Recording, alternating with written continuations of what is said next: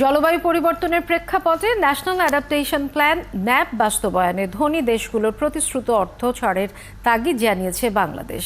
এটি পাওয়া গেলে বাস্তুচ্যুতি থেকে রেহাই পাবেন দেশের 1.5 কোটি মানুষ। জলবায়ুজনিত স্বাস্থ্য ঝুঁকি কমিয়ে নিশ্চিত হবে খাদ্য নিরাপত্তাও। ন্যাপ এক্সপোর দ্বিতীয় দিনে এসব তথ্য তুলে ধরে বাংলাদেশ। হাবিব রহমানের প্রতিবেদন। জলবায়ু পরিবর্তনের প্রভাব থেকে বাংলাদেশকে রক্ষা করতে 119টি বৈশিষ্ট্যকে বিবেচনায় রেখে ন্যাশনাল অ্যাডাপ্টেশন প্ল্যান তৈরি করেছে বাংলাদেশ, যা বাস্তবায়ন করতে 2050 সালের মধ্যে দরকার $230 বিলিয়ন।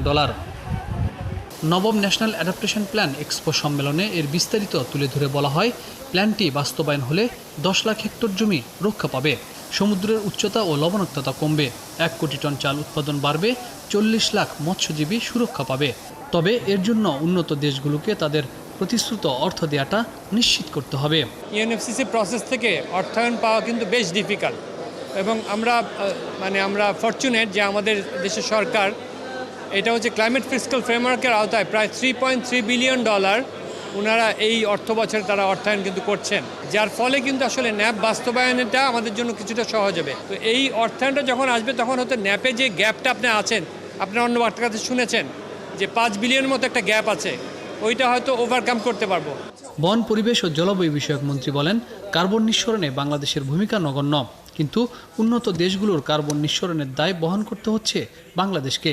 উন্নত বিশ্বকে এই সাংঘর্ষিক অবস্থানের পরিবর্তন ঘটাতে হবে। অভিযোজনের কথা বলি বা রেজিলিয়েন্সের কথা বলি, এটা একটা সীমা আছে।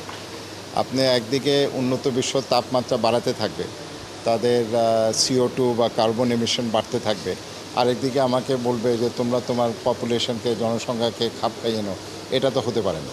যে এই যে পরস্পর বিরোধী একটা জায়গা তৈরি হয়েছে, এই জায়গায় তো আমাদের কিছু একটা করতে হবে, যার জন্য আমি বলেছি যে মিটিগেশন হচ্ছে বেস্ট ফর্ম অফ অ্যাডাপ্টেশন।